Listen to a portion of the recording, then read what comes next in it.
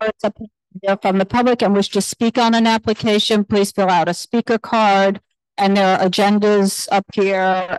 And I'm probably taking things out of order. So I think we'll get going. So I'm Donna Raftery, chair of the Community Board 2's SLA committee. Other committee members present are Anthony Wong, Susan Wittenberg, Carter Booth, Lois Rakoff, and Dr. Shirley Smith. So what the process is, I'm going to call on the application. The applicants will come up, speak into the microphone. We really need everybody, including committee members, to use the microphones. So please speak into the microphone and go through your application. Then we'll have the committee will ask questions. When we're done the committee, if anybody is here from the public to speak on an application, we will call the public up. The public will go through and then we will have the applicant respond. There'll be no back and forth. I ask everybody to speak respectfully to each other or to us. Everybody's addressing their comments to us. And I think that does it. After we've heard from the public, the applicants can respond and then the committee will do any follow-up. And I think that's it. If anybody is here for Numinosity doing business as Jack's wife, Freda, 226 Lafayette Street, that was an alteration for outdoor, they withdrew or laid over that application. So we're not going to be hearing them tonight. And there are a number of other layovers and withdrawals, but this one happened this morning. So I just wanted to make sure everybody knew that. Okay, the first application is going to be 558 Broadway, doing business as Museum of Ice Cream. This is an on-premise bar tavern. It's an alteration and change of method of operation.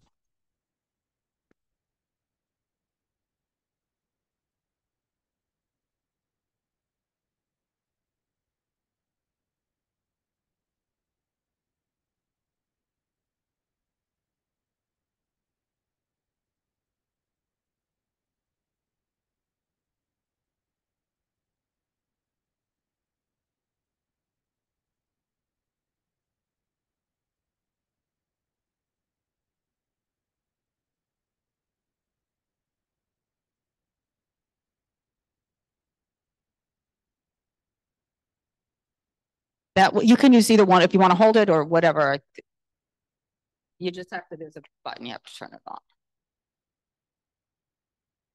Okay, yes. Working? Working. Got it, thank you. Everybody, Donald Bernstein on behalf of the licensee. With me is Carlo Sciano, who is the general manager of the Museum of Ice Cream, which has been licensed for a number of years on Broadway. I'm sure you're all very familiar with it. We were here a few years ago on that matter. You will probably recall that when this application was approved by the New York State Liquor Authority, it came with certain restrictions, including closing by 9 p.m. Ending liquor service by 9 p.m. The Museum of Ice Cream would remain open later up until midnight.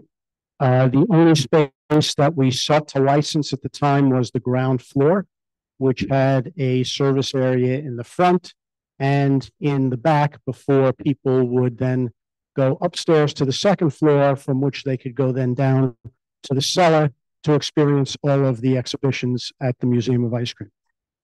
The other restriction that was imposed at the time was that we could not have private events. So the museum has now been operating for a number of years, and we are going to be making 2 applications to the New York State Liquor Authority. One is an alteration application, which will be to add the cellar space and the second floor space to the premises that are licensed. And there will be no wait service within those spaces. There are no additional bars or points of sale. Currently, when you go to the museum and if you work your way to the back room and you have a drink, you can stand there, you can enjoy a drink, then you have to finish it and then move on to the second floor in the cellar. By licensing the other spaces, it allows someone to take a beverage with them as they go through the rest of the space. The second floor, as well as the first floor, the second floor and the cellar are monitored by staff. So there will always be staff present to make sure that people are behaving properly, that they are not passing drinks to someone that's underage. It will all be visible and easily monitored. So that is the alteration. The other application we are making is a change in method of operation. which has two parts. One is a change in hours. So the last ticket for a ticketed event is sold at 9 or 9:30. And it would take about an hour to an hour and a half. We want to allow an hour or an hour and a half for any ticketed patrons to experience all three floors. So what we want to do is extend the last time for consumption of alcohol an hour and a half until 10:30. So that anybody that buys a ticket at 9 or 9:30, instead of being cut off from being able to get a glass of wine, they can buy one and they can walk around the facility having their drink if they so choose. We are asking for midnight close only for private events. So for ticketed events, people are not going to be walking around, not be serving, not be open till midnight. Okay, the last ticketed sale, 9:30, end of service, 10:30, when it's open to the public. If there is a private event where the patrons, or whoever's booking the event wants to stay later, we want the opportunity to serve until midnight. Now, in terms of the occupancy of the space, we would limit any of those events to 150. And I'm talking about a full buyout, not talking about just a group of people. That's not a private event. Private event is a full buyout where the museum is closed to the public. They can't buy a ticket. Someone can book an event and they expect that they principally will be corporate company events. And Carlos can speak to that if you have any questions as to what they think they will be getting. We can limit the number of those. So those are all open for discussion. And if there is an event, they already have some people on the street, they will increase the security, they will increase the number of people to make sure that it is orderly. Now, currently, the number of people that can be waiting to get in and the people that are coming in are about 150. So it's really not increasing the number. If there's a private event, the occupancy will be more or less the same as what occurs when it's a ticketed event. It's not like there are only 50 people if it's ticketed and having events for 300 people. It's nothing like that at all. I think that's all I had to say. I did want to note, just so I can say it, because I did the research, that there are other museum or museum type establishments that have some later closing hours than what we have. Fotografiska is, the restaurant there is closed, but they had a license with a 2 a.m. closing. Spyscape is a museum on 8th Avenue that's open until at least 10 p.m. The Museum of Illusions on 8th Avenue has an 11 p.m., 10 p.m. weekday, 11 p.m. weekend close. The House of Wax in Brooklyn, which is also licensed, has until midnight. The Museum of Sex on 5th Avenue has a liquor license that's they're open till midnight. Their bar closes at 11 p.m. according to their website. And the Brooklyn Museum on Eastern Parkway is open until 10 and 11. The Center for Photography, which you may remember is on Bowery, is now closed, had a liquor license until midnight. And that is just by way of example. Dylan's Candy Bar on 3rd Avenue, which you're probably all familiar with, has a liquor license. They have a restaurant upstairs. They have a 10 p.m. weekdays, midnight weekend close, just to name a few. I just wanted to point some of those out. So, unfortunately, when this matter came before the New York State Liquor Authority, it was in the midst of COVID. We did not have an ability to address the full board or appear before them.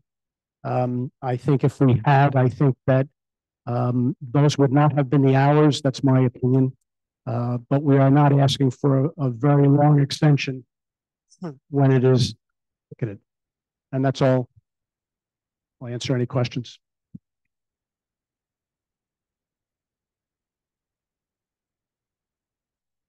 Okay, two things. One, the other museums that you mentioned actually aren't comps. Most close earlier and none are surrounded by as much residential occupancy as this one. And I know the others. So just wanted to point that out, even though that was your reference. And I think before we can start discussing this is that what needs to be clear, I mean, is this the Museum of Ice Cream that was presented to us as this great fun place for kids to come?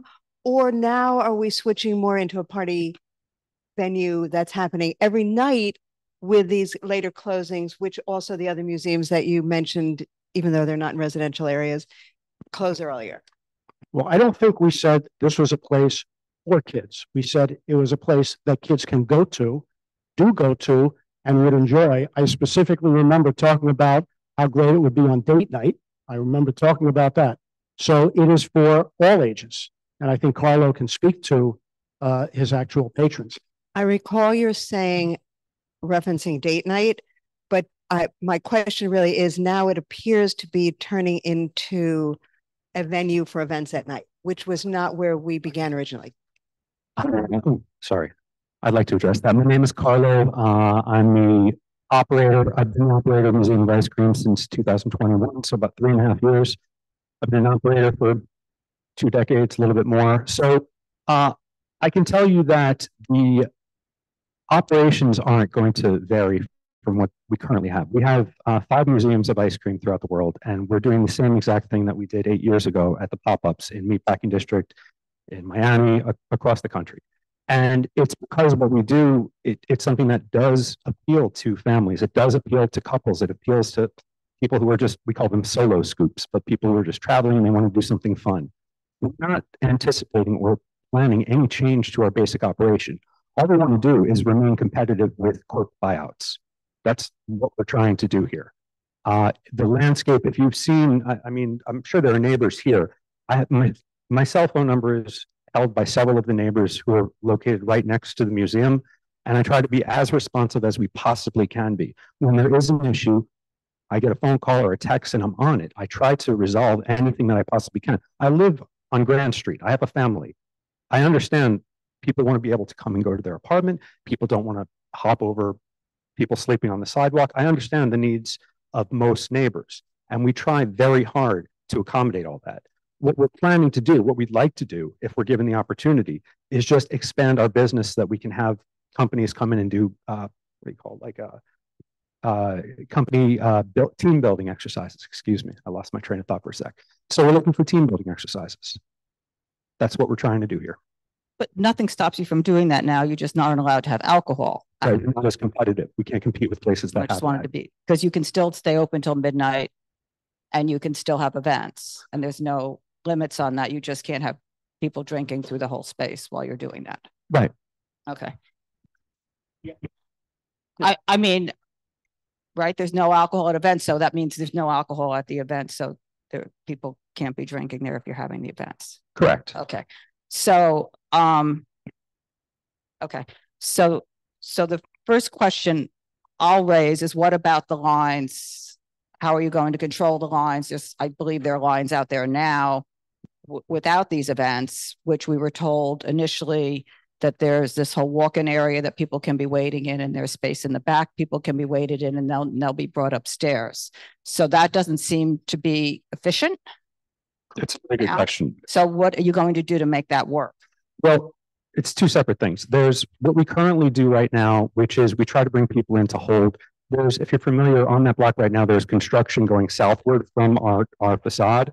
So it really changes the way that we can navigate the street and utilize stanchions. So we're trying to bring as many people in as possible to keep people off the street. I understand it gets chaotic. I mean, Broadway is a difficult thoroughfare. Broadway was that, I mean, this was all raised initially, which was why people had the concern, because Broadway, you can't walk down the sidewalk even when you don't have a line on Broadway 3/4 of the time. And we were told there would not be lines because of it's all ticketed, it's all timed, it's every 15 minutes. You have place inside to hold people, so there really wouldn't be lines. Yeah, I just want to read just to this point, your submission, Donald. This ignores the applicant's confirmation that there will not be long lines outside and that the use of the museum is ticketed and by reservation, thus controlling the number of people who come in each hour, and that there is a holding space indoors for people to wait. Yes, and all of that remains true. But you have long lines outside. There are lines outside. We have to. So how do you get the people inside? So there are no lines. The bottleneck is we have to check all of the tickets, and we have to make sure that all the waivers are signed before people can enter the building, which we've tried to find technological solutions through our ticketing platform. But as part of what happened with COVID, where we stopped letting people just enter the space without being a ticketed guest. We use the space once we're sure that the guest is ticketed. We just don't have a business that is open to the public. But I thought they were supposed to be, first I thought the retail space was open to the public. It used to be, and then COVID regulations made us stop that. Okay, so you're not going back to those old regulations. You're not going back. The front space is no longer going to be open because COVID's done. So the front space is not open to the public. We don't have any plans right now to change the way that So we're you have the operating. retail and the front not open to the public. So I don't understand then why ticketed guests, I mean, can't just come in, the people can't just come inside. I mean, it's pretty easy at the doorway to just check. It's supposed to be every 15 minutes. So you would think they're in and It is. So we do have time ticket slots. And the problem is it's a technology issue. People have to get their phone. They have to navigate to the email. Then they have to have the QR code that we then scan. And then we verify that their waivers are signed. This is something that's easy for some people and it's harder for other people. so we do why have to can't assess that people. if the front space is not open to the public, I don't understand why people aren't coming in and waiting in that front space for their ticket to be checked before they then pass through to the back space of the first floor. We're looking at ways we can move ticketing inside. And it kind of Maybe it should be every half hour then instead of every 15 minutes. It's every half All hour. right, That's maybe our it should be every fundamental half hour operation. instead of every half hour. I mean, But to speak to the point though that we were discussing with the buyouts, we don't have any lines after 5 o'clock. I haven't had to if you deal have with 150 people coming in for one event, where are they going to go? If people are spending upwards of $60,000 for a private event for 150 people, I can't make them wait outside. That would be Well, how really is it bad going to fit hospitality. 150 people in your entryway if they're all coming in approximately the same 15-minute to Because in that case, it would be a guest list. We would just be pulling names off a guest list and letting people in. You're not dealing with QR codes. They have to sign a waiver. I mean, how That's is all that- prearranged don't they get an email? because that's prearranged for a corporate buyout. It's not the same as an You still individual have to check, family. you have to check the names as they come in. Absolutely. So somebody's still going to have to sit there and say, Joe, check it off, find it and everything else. That takes more than 2 seconds. I've been to a bunch of places that are very well organized at events. It takes a minute for somebody to scan down a list and find a name. We anticipate having the ability to have more staff outside to manage when we do have a big buyout like But if this. they're outside, that's that's my point. If they're doing this outside on the sidewalk, everybody's standing on the sidewalk. So that's not controlling the lines. What we'd like to do is have, and this is not something that's going to happen every week. It's not something that's going to happen. But it's happening, I think, pretty much on a regular basis from the photographs I've seen already without 150 person buyout. So Happening you're talking about our routinely. regular operations in the morning and Operations have afternoon. lines outside. Right. So the evenings that we're talking about doing these buyouts at 9 o'clock or 10 o'clock, it's not going to, So just step back one Okay. second. I'm not asking about the buyouts right now. What I'm Okay. saying is, what are you going to do to manage the daily operations now that seem to be having lines outside quite frequently when we were told that it was raised at the initial application that the lines were going to be an issue. And so we were told that they're inside and everybody's checked and the timed and blah, blah, blah. So how are you going to fix the situation that's going on now without anything else? so in an effort to be good neighbors, we have had to deal with and work with the vendors that are there. There was the COVID stand that was out there a year ago. There's street vendors, and now there's that large construction that's going on out there. Well, yeah, but these are operational challenges that aren't permanent, so they need temporary fixes. So we're trying to do our very best to accommodate and offer the best hospitality we can while managing the sidewalk for our neighbors. Well, So it sounds there's like always you did, construction. you've changed the design of the interior of your premises. Nope, that Because didn't you happen. said before all of that would be happening inside and now suddenly you can't do it inside. I'm happy to take you over there. It is Well, exactly I'm the same just as how going by your submissions. I mean, that's part of what you submitted to the liquor authority, that all these activities would happen inside. right. and And then then COVID that's- happened, and we And then changed it's our method done, of but now operation. how do we get all the people back inside? I mean, I'm not sure how we can even consider this application if you can't even run the premises as it is without an impact on the quality of life of the area, of the residents, of anybody even just walking by. And that's one of the issues that we were told multiple times that would not be an issue, but yet it still is. It seems that needs to be resolved first. I mean, I see lines in front of several places in the neighborhood. Yeah, but we're talking about regularly. your representations Right. that your organization made to the New York State Liquor Authority in consideration of this license. You're talking about when we initially got the Yes. liquor license. Yes. Right. So obviously it was a challenging time to get through COVID for any business. We navigated as best we can, and we are and continue to have staff outside managing, trying to provide clear sidewalks, having guests organized while taking care of the customer service needs. There are going to be moments at any establishment where it looks a little chaotic outside. I can speak to the rest of the time when we are doing everything we can. I mean, we're always doing everything we can, but where it resolves, when there's a big amount of people who are coming at one moment at say 1 o'clock in the afternoon, we do the very best we can to get as many of them inside as fast as possible. It doesn't help our business to keep them outside on the street. We're not generating lines for attention for anything. We want them to come inside. It's just a matter of navigating that safely. Okay. I mean, I'm just going to say COVID's been over for quite a while now. So you've had quite a while to figure this out. And it doesn't seem like that's been figured out. So then, you now want to license the second floor and the cellar too. We just want people to be able to walk around with a drink that they buy. Right. So, and then how do they get from the second floor to the cellar? There's an elevator. There are 2 elevators and there's stairs. Okay. So I thought there was a slide. Is there not a slide? There is a slide in the space, but you're not allowed to use it if intoxicated. Okay.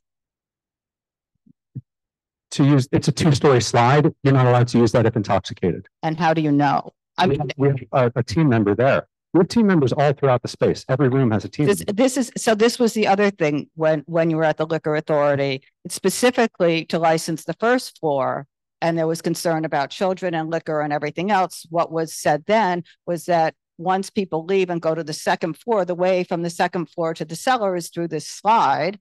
That was the way people got there. And so they wouldn't be passing through the ground floor where the alcohol was served. And so that was to alleviate all of the concerns up at the liquor authority about children and people drinking and all of that at the same time. So this seems to undo that reasoning that was there at the reconsideration that we heard up at the liquor authority. I mean, that was the argument that was made there, was that no part of the second floor of the cellar spaces are licensed, no alcohol can be taken past the back lounge on the ground floor, either the second floor of the cellar. No guest will have alcohol on either the 2 exhibit room floors or in any of the exhibition spaces. So this undoes that. The concern is that if people walking up the stairs, that they are going to interact with children. The concern was always having the whole space. I mean, the argument for why this was in the public interest was it was just a little bit in the back so somebody could have a glass of wine and a beer. No, the alcohol would be used just as an ingredient in the ice cream. Right. And that was it. So the impact of all of this was minimal. Now you want people to get their drinks and go all through the whole space. I just want, right now we have to stop people from going to the next room until they finish their drink. That was the deal that was made, and that was the public interest, having a little bit of beer and wine in the cafe, not licensing the whole space. Right, and it's difficult for our guests. That's why we're asking to amend that. Yeah. In fact, we said that there was no intention to have alcohol in the ice cream. If you read my letter to the State Liquor Authority, that was not the intention. Was what? There was not the intention to have alcohol in the ice cream, which was what we said in our submission to the State Liquor Authority. And I think this whole notion of having children and liquor, which was brought up last time, I mean, I can stay here all night and tell you what places have families and children that have alcohol, including Dylan's Candy Bar, including American Girl, which caters to selling dolls to young girls. They have restaurants in them. They have a restaurant. Right. So that. No, I want to answer your question. My point is that you can go to any restaurant in the city. They have ice cream. They have cake. They're not event spaces and playgrounds. However you want to characterize it, there are responsible people that are monitoring the space. Alcohol is not and has not been served to children. It's ludicrous to think that that's what's going on.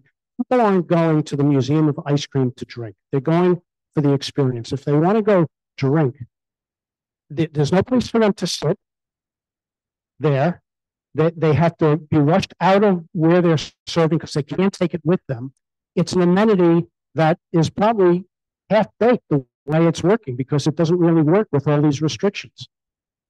That was the same argument that was made on the reconsideration when you said that by having to close the licensed premises at 8 o'clock, essentially you had to close the establishment at 8 o'clock back then. And so what you wanted to do was just stop the service of alcohol so that the premises could stay open. And so now you've decided that that's not good enough. Now what you want Correct. to do is have it so that the alcohol service doesn't stop. Correct. And right. So, I mean, it's just a change in method of operation. There were restrictions that were imposed without us having the ability to address the members of the fitness. I will just say you did have the ability to have a reconsideration on it. That's what you did not have the ability to present and speak before the members of the authority. They imposed restrictions. If you go back and listen, I did. Chairman, Commissioner Ford was ready to give us 10 p.m. Now Chair Fan wanted something more restrictive. It happened the way it happened without us being able to advocate.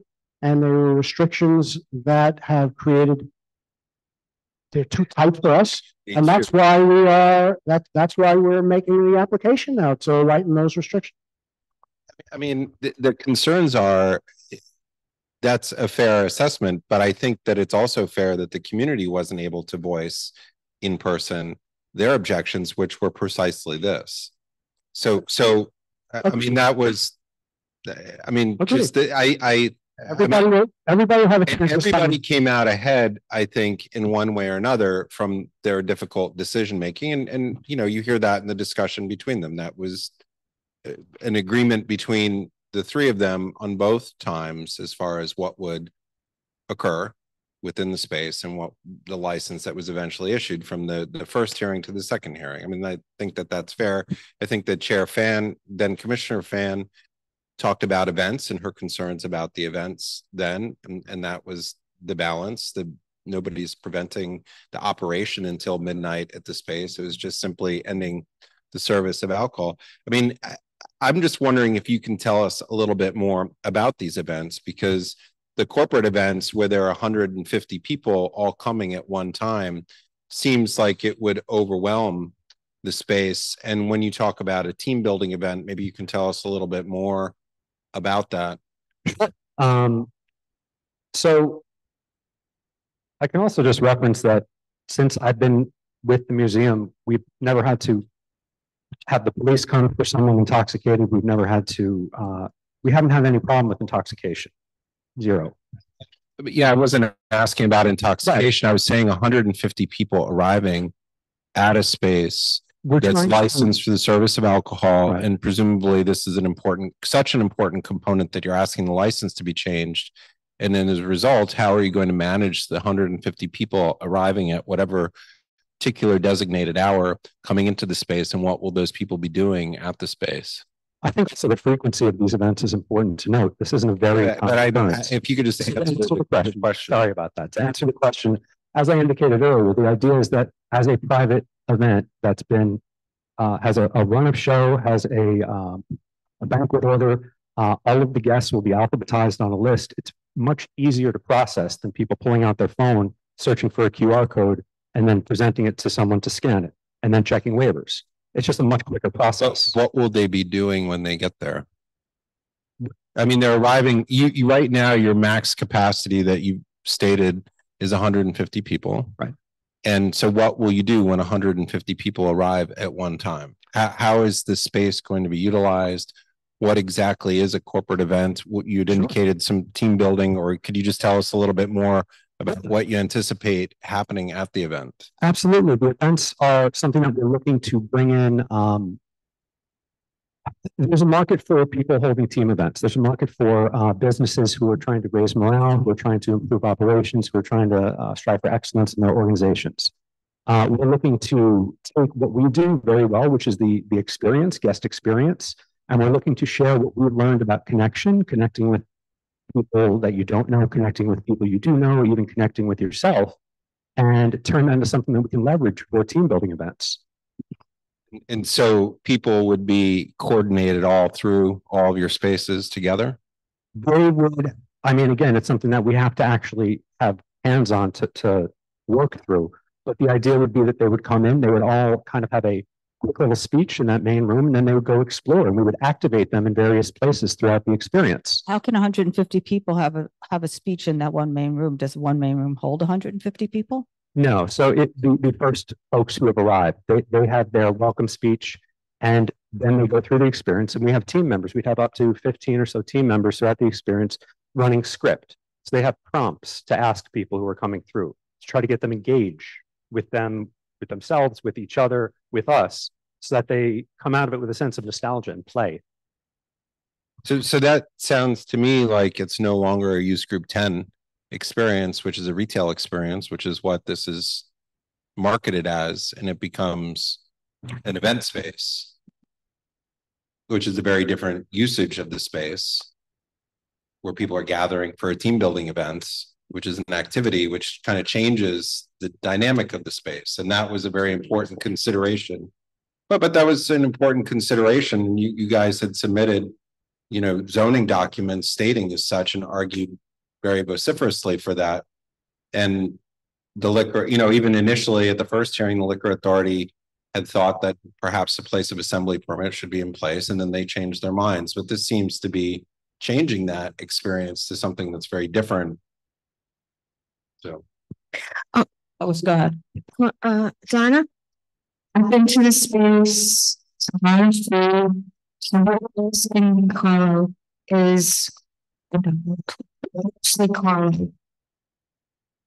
Regular come with whether they're with children or not in their waves. But when you have a corporate event, it's not in waves or in segments. So my question is, well, say it's from 6 to 12, okay? And they'll all come at once. But then when they're there, what are they really going to do? What are they going to do there for 4 hours?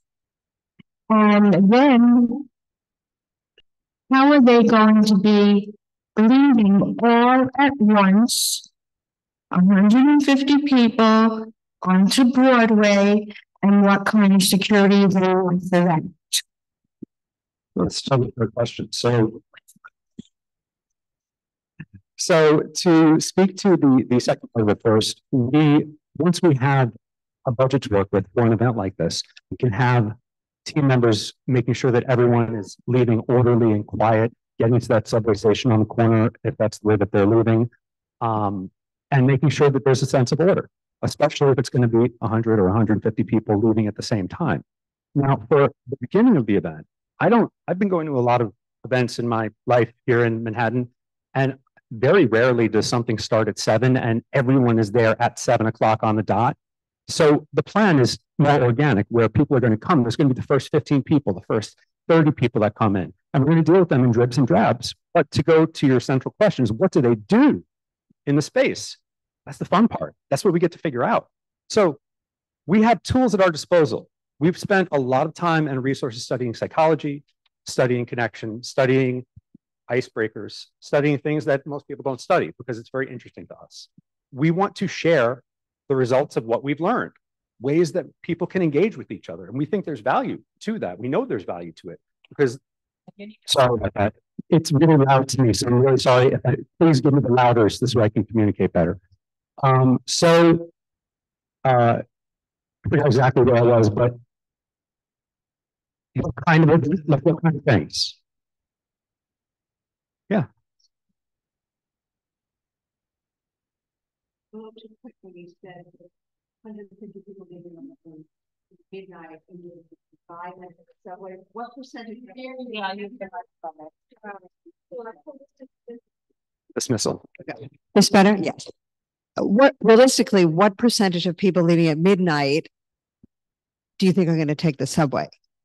It's really hard to tell. It's not that hard to tell because we could estimate from all our shared experience, it would be low and it would be Ubers. The highest so we're now looking at 75 to 100 Ubers coming to that location around midnight.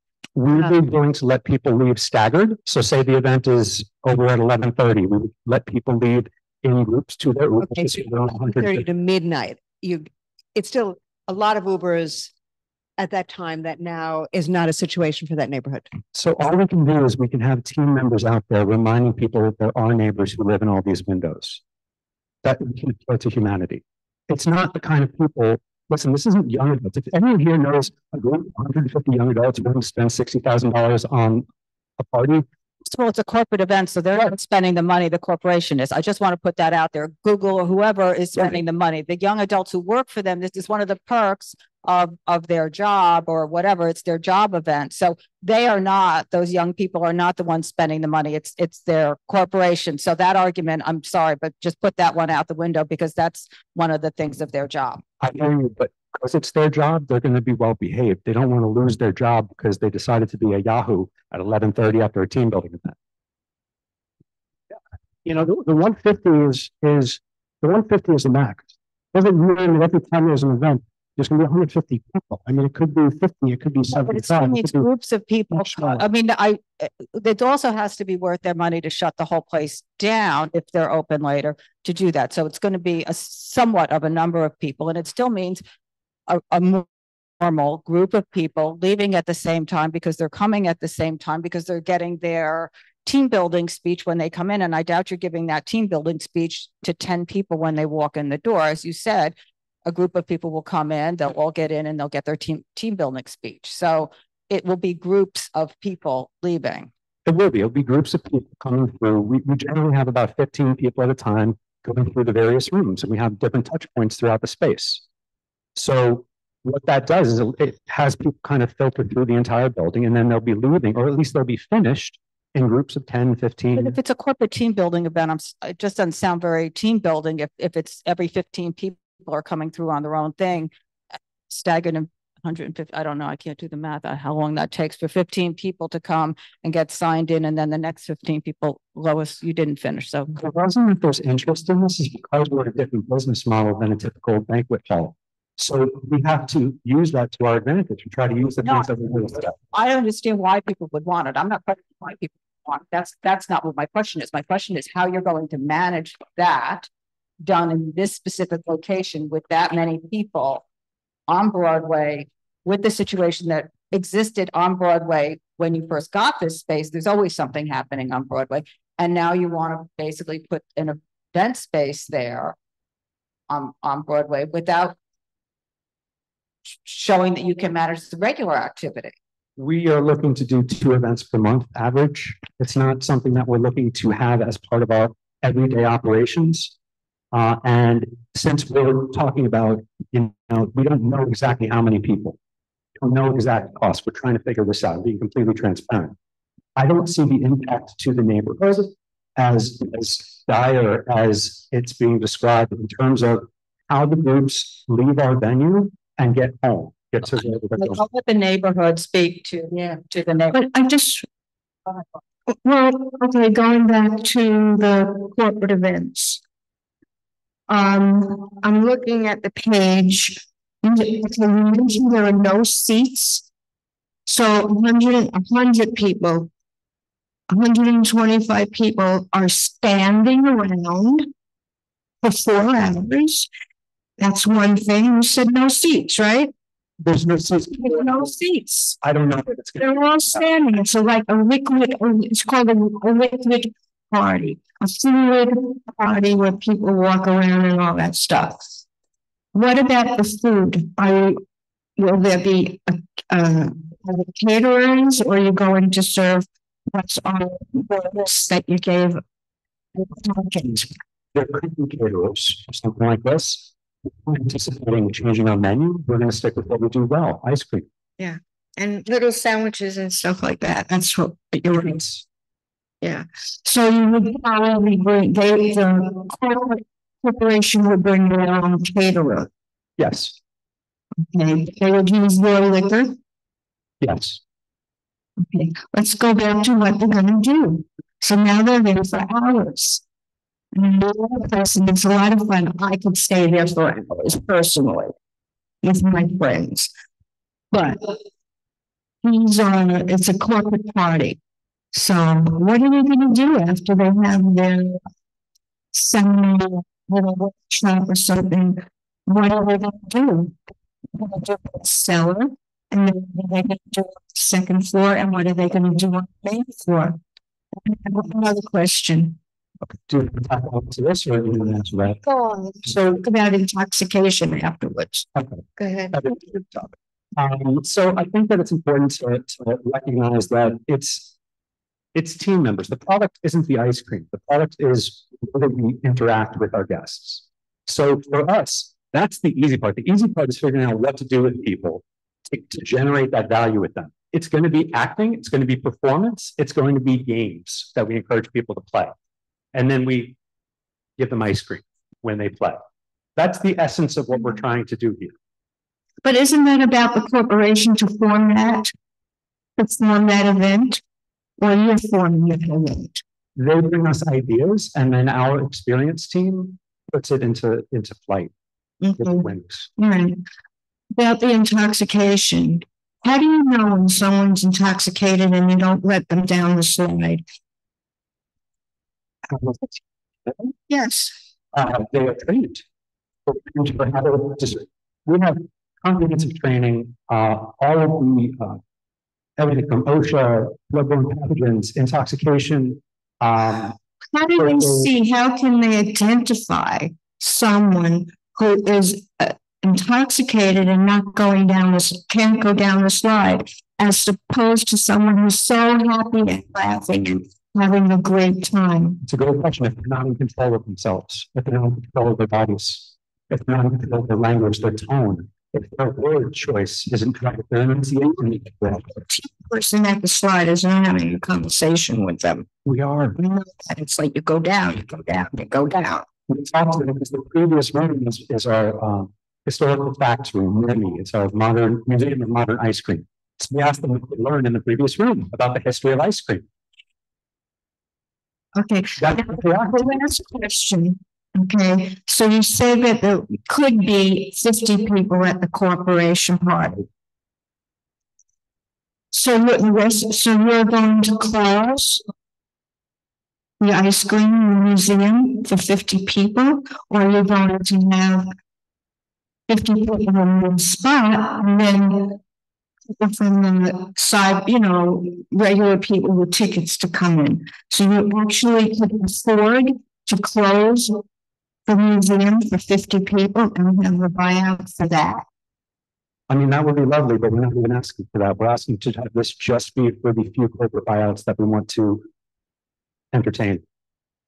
Okay, I'm done. Well, not really done, but that's all right.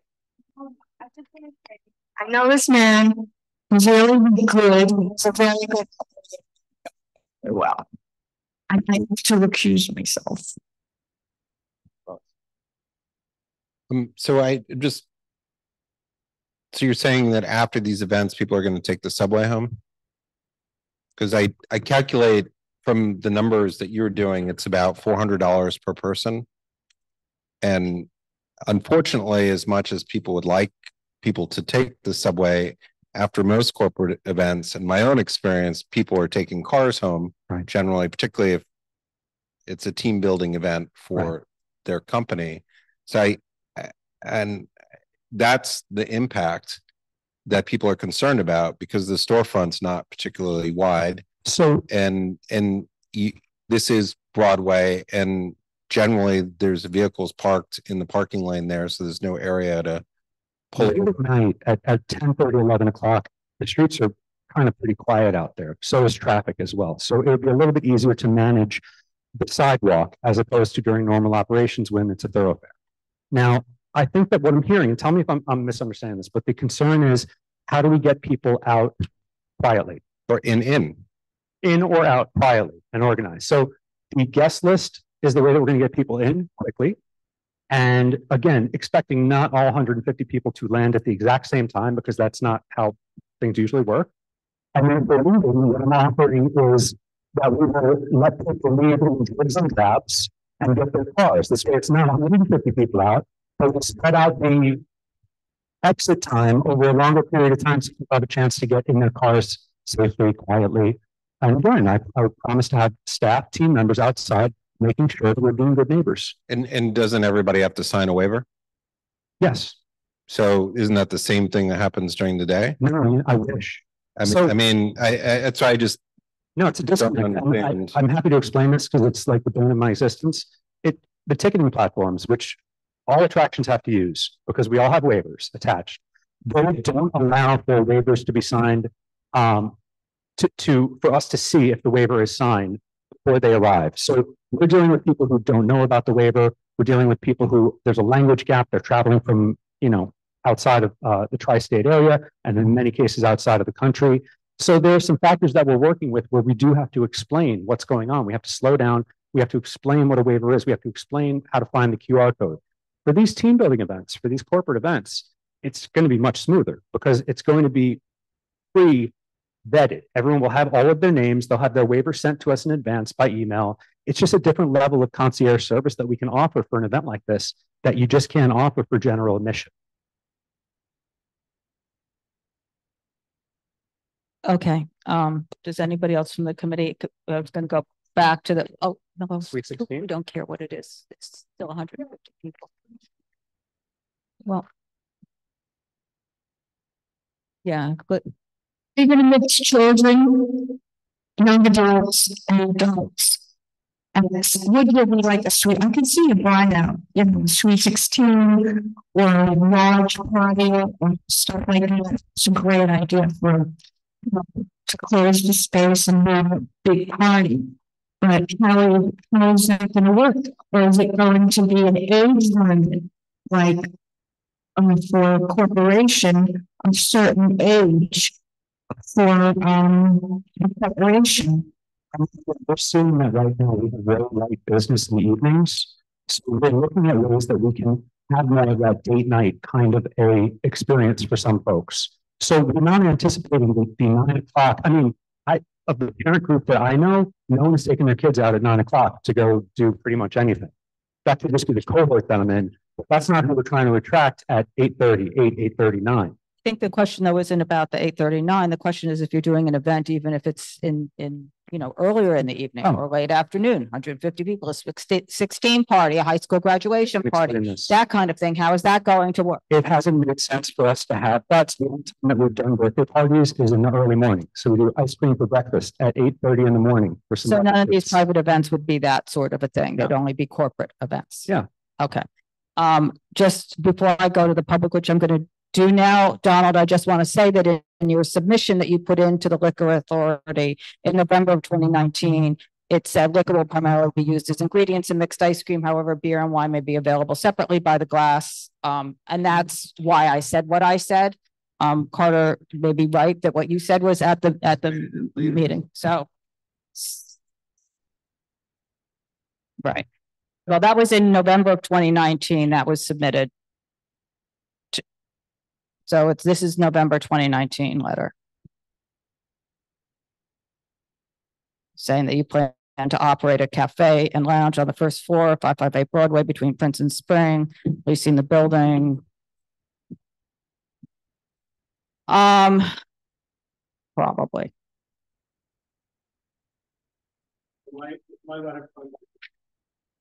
Yes, because it went to Judge Delugio.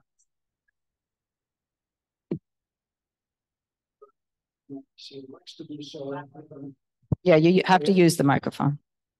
However, if MOIC elects to do so, it will not be more than the 4 or 5% alcohol content, which is the regulation from the Department of Agriculture. Okay, that may be, I'm just reading from.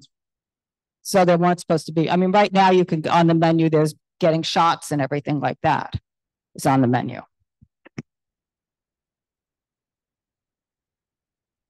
I'm sorry, the question is what exactly? The original representation is that alcohol was only to be used in ice cream, and then the change that now you're offering mixed drinks. So it's a significant change in the operation of the space, and that was never considered as part of the review during the initial 500-foot hearing, which determines whether or not there is public interest in order to issue the license. And so that's a pretty significant change. And that, if I remember correctly, came up because it was discussed extensively. And what's the first bar used for? Are people getting a drink when they walk in? The back bar? I mean, this was an entire discussion that was had here, you know, at the inception of the license, or when you first came to us. I understand that's context that I didn't have. Donald, is there anything? Yeah, I'm sorry, I don't have the answer to that. All right, I think what we'll do is go to the public now, because we've got a number of people from the public. So, let's see, I have Heather Peachy, Laura Tenenbaum. You can all just kind of come up and line up. Pierre Consafra, I believe, Brene Monrose, Lee Bank. Somebody come up so we can just keep this moving. Pete Davies. I mean, you might as well just all come up and line up and state your name. You have to speak into the microphone and state your name. And so let them, yeah, you step away and let them kind of, or let them, you can either use a stand or hold it, either way. Okay. And you can step back so they can just use whichever microphone. Yeah. Oh, and just everybody, if somebody has said what you want to say, just say that they've said it, you agree, and move on, so we were not repeating the same things. Thank you. Can you hear me? You have to hold it like this, or you can use one on the stand and tilt it down. It tilts down too. Which one's better? This one. There. All right, let me talk. I think I got this. Okay, no, it's cool.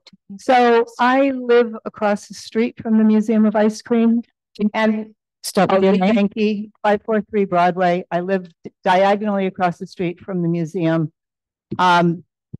I can attest to the fact that they may have a good operation inside, but outside is not working for the community. That there are continual lines outside. There's, at one point they had people playing music out there. They have, you know, speakers, and, you know, just they have no consideration for the speakers. Are their speakers? Yes, they have little pink speakers outside. Are they there anymore? Yeah. But there's no consideration for the community. I get buses idling under my window, and when they go out and say, well, what are you here for? Many times they are there, most of the time, for the Museum of Ice Cream, for groups that are there. The buses come, they drop the little kids off or whatever, and then they idle. There's no planning for how that is going on. They just do not seem to give a damn about how they're affecting the rest of us. So I think a lot of these just more information than I do, but it's really been a miserable life to have them there. I will also say that the chaos is much worse with their lines outside. And we have now had at least 5 teams of con men working the block because it's so chaotic. They're not doing anything to help us with any of that. And all of this, like what's going to happen at night when we get Ubers out there, it's going to be unbearable for us. So that's all I've got to say. Thank you. Next. Yes. 542 Broadway, down the block. This is an incredible institution, or enterprise, whatever you want to call it, and has been from the start. It's every day. There's a cluster of people there. You can't get out. There are baby carriages and families. Another issue is also that their entrance is right next to their exit. So they're going in and they're coming out. Now, the other day, I came down Broadway, and I was just in a line of children. And I asked a few of the adults that were in charge, and they said, "Oh, no, this is a camp." With a camp, there are also stickers, little stickers all over the sidewalk. This is a cluster of it blocks pedestrian traffic. I don't understand why the fire department isn't involved. It's just, it doesn't belong in this neighborhood. Thank you. Next. Good evening, Davis, Broadway Residents Coalition. I think it's clear what the applicant wants because it's pretty much what they tried to get 5 years ago. And it's what the SLA commissioners themselves issued a decision about when they, and part of what they wrote in their decision is, we are concerned that the location will turn into an event space and will become a nuisance for surrounding residents. These are all surrounding residents. We could be home watching the US Open. We could have been home this weekend enjoying Labor Day, but we had to work on this. They're concerned that if the applicant will truly operate as a family-friendly museum, which is what they over and over and over to the ALJ, the SLA sold themselves as in 2019 and 2020, then it will not need late night hours. Those are the words of the commissioner in 2020, when they put the very reasonable restrictions of end liquor service at 9 o'clock, of no offense with liquor. Those were very reasonable and thoughtful stipulations that we weren't all that happy about. We wanted bigger restrictions. But the commissioners thought this through. The ALJ thought this through, and those were the decisions they made. So for them now to come, and I understand this gentleman is new to the organization. I'm not sure if you're a principal.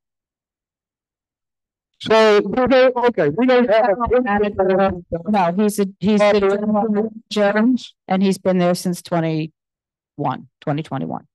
Okay. Doesn't seem we have a principal of the operation here. No, we don't. Okay.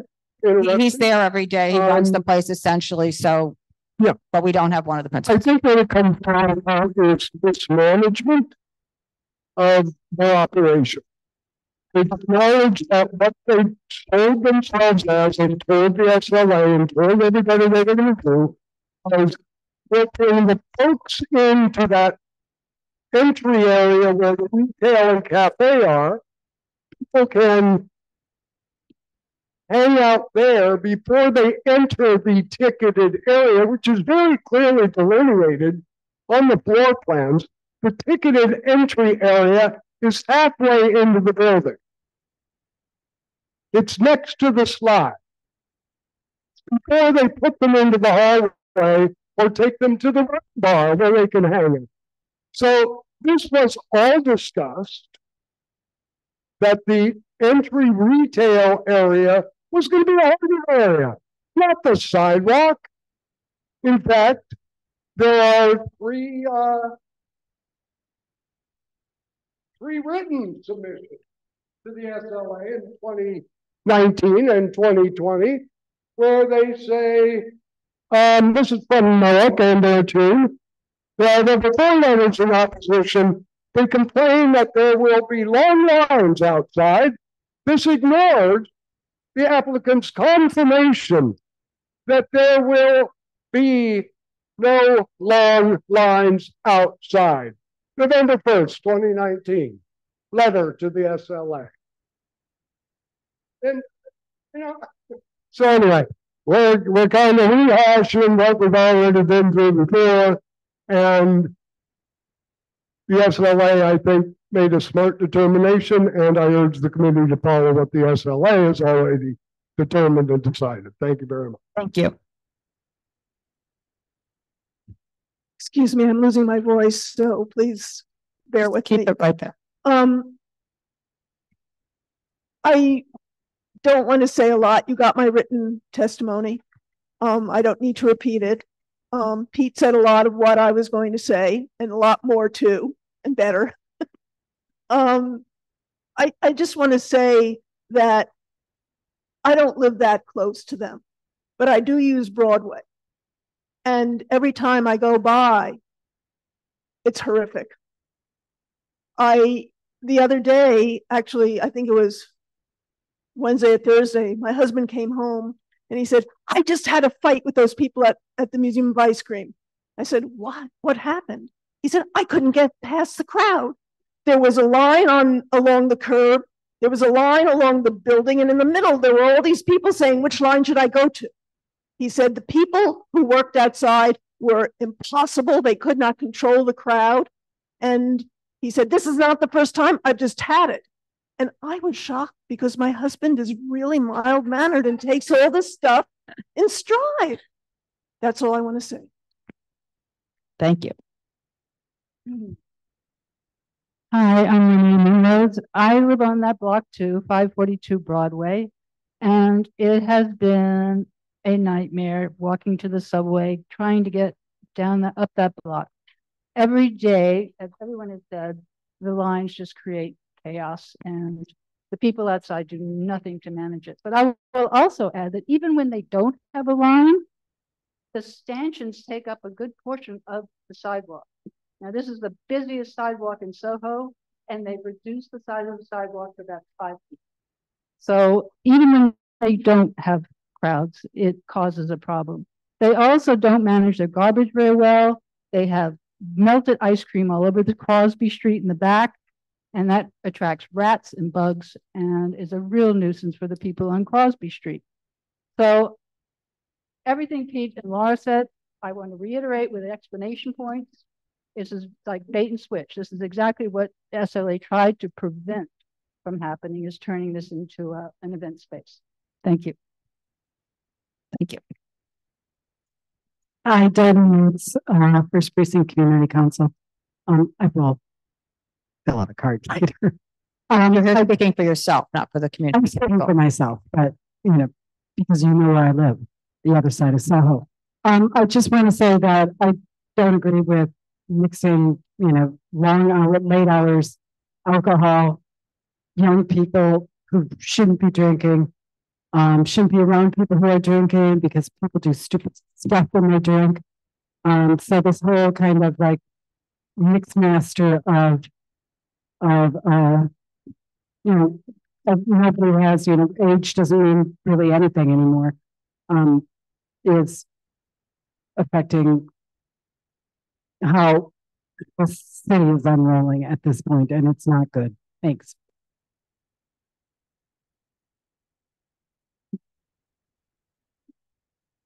Hi. Can you hear me? Yes. Okay. Hi. Good evening. Keep it up close. I'm Heather Peachy. I live at 101 Crosby Street. And my questions are in the application submitted from the Museum of Ice Cream. The first thing I noticed is that the zoning is incorrect. They have the zoning as M15B. That zoning designation was discontinued on December 15th of 2022.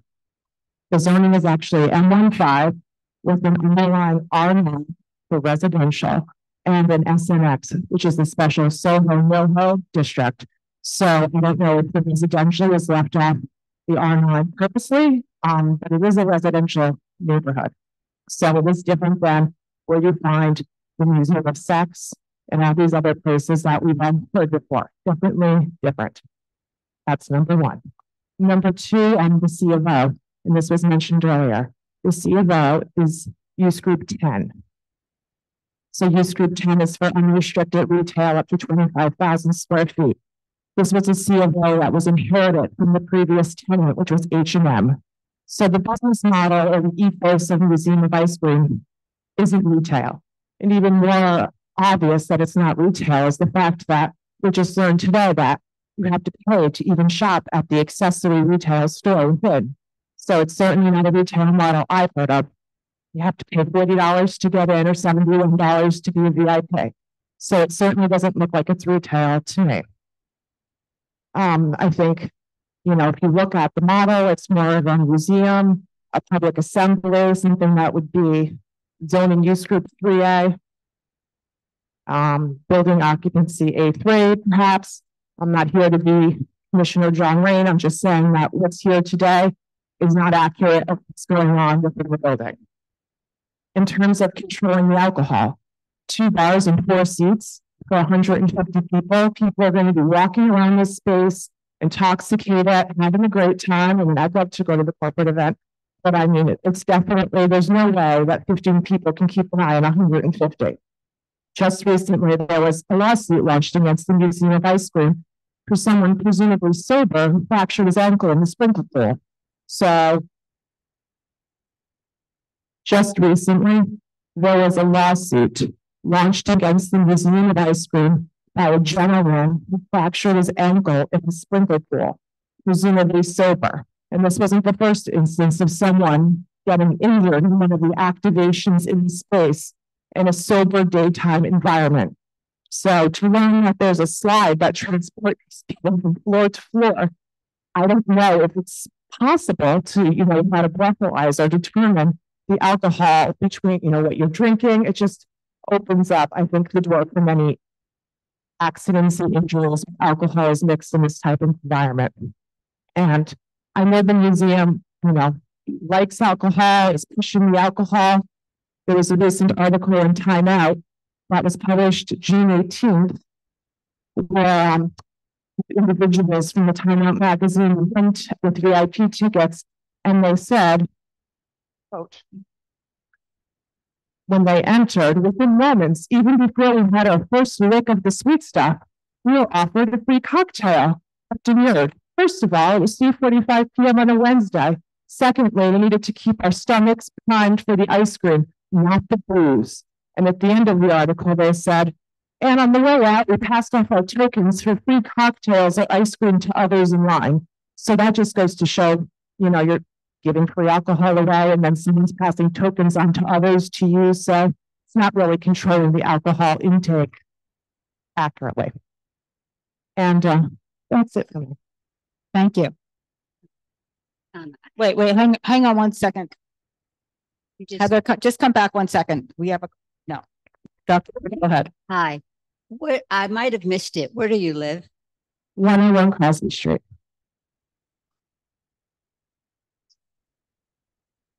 Hey, Ralph Lewis, 595 Broadway.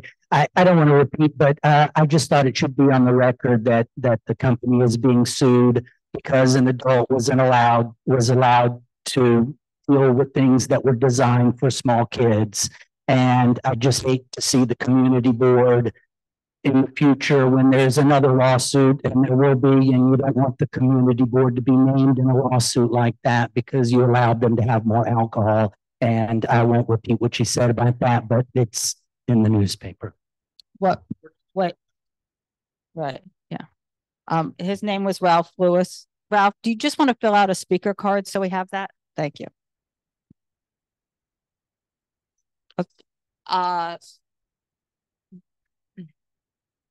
Here, right here. That. Yeah, what you had. Same thing. Okay, there's nobody else here to speak on this, correct? Correct. Okay, Donald, go ahead. Or whoever wants to go ahead.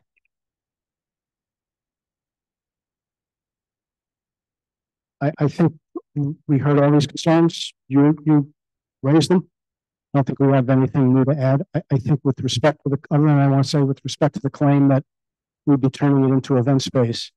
As Carlos said, we're looking at about 2 times a month having events. And that doesn't mean that they all end at midnight. There could be events late morning. There could be events in the afternoon. There could be events early evening. So we're looking at a maximum of about 24, 25 events over a 365-day period. And I think that's turning it into event space at all. We certainly are willing to stipulate as to the number of events and full buyouts if there would be. I'm just, without looking through everything, what's your understanding of what the closing hour is right now? Closing hour. Is it midnight? Permitted, yes. So it already is midnight.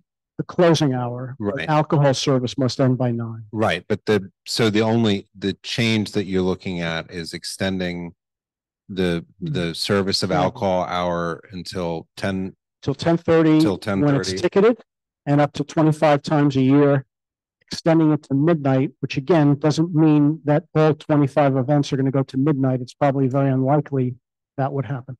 And so it's not actually extending the operating hour, it's extending. It's not the extending. event. I'm just to be Correct. clear, It's yeah. extending the hour for liquor service. Correct. Right. And to two different times. One is for regular ticketed events, and then the second time is for the 25 events. To a maximum of midnight for the private events. I have. And then just to further clarify, and then also to have the alcohol be able to be carried to the second floor and to the cellar. Correct. It will not be served to people up there. Sorry? If people want to have a drink on the second floor of the cellar, they need have to to go- get it back on the ground And I don't floor. think they can go back there, Can they go back Private down? event, they can, but if it's a private event, they could, but if it's ticketed, there's not a way to go back. The question becomes, how would you serve it since you only have 4 seats? Yeah. So you could, Yeah, sorry. So I mean, and this also addresses some of the concerns from the community. There would be a bartender. There's someone there who is making sure that the person receiving the drink is of age and is not intoxicated. But that service would only be from the existing correct 2 bars, Yeah. right? So that in the basement and on the second floor, you wouldn't actually be serving. Correct. The only way you wouldn't have a temporary service bar because Nope. there's nothing to serve to. if it's ticketed I have. and you get a drink on the ground floor and then you go to the other floors and you finish your drink, you can't come back.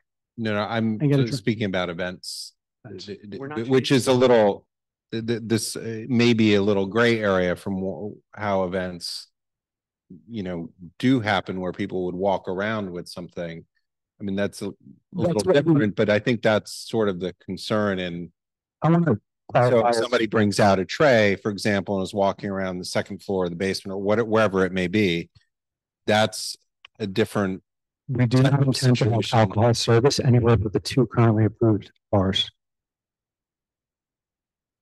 Service of alcohol, I'm not looking to So even if you're catered, let's say you have a corporate event that's being catered with food being carried around, no drinks are carried around. do you want people to be able to carry around their drink? Right, no, so Not I to mean, serving them. there's not Correct. a server coming around with, not on a tray with cocktails. Correct. Okay. What, just Yeah, I have- what, I have- one, Donald, will you clarify? Yeah, I wanted to make another point because someone talked about the number of staff members being inadequate for 150 people. There are about 14 staff members that are there monitoring it.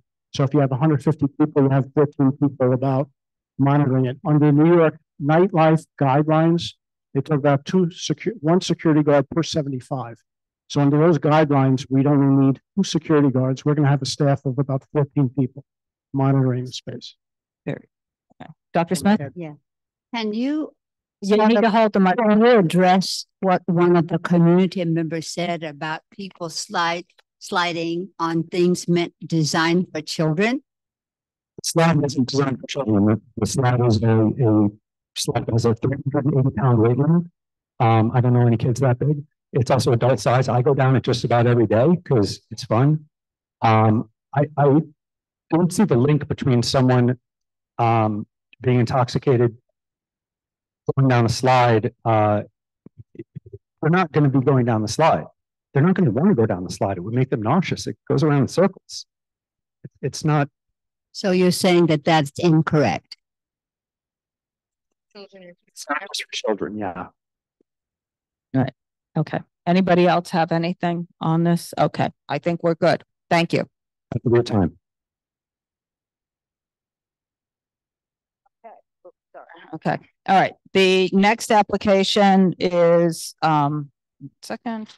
is going to be Festive and Company, Crosby Street, doing business as Champers Social Club at 430 Broome, also known as 39.5 Crosby.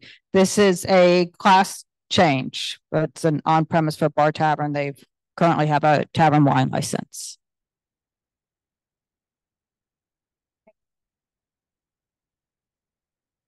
Okay.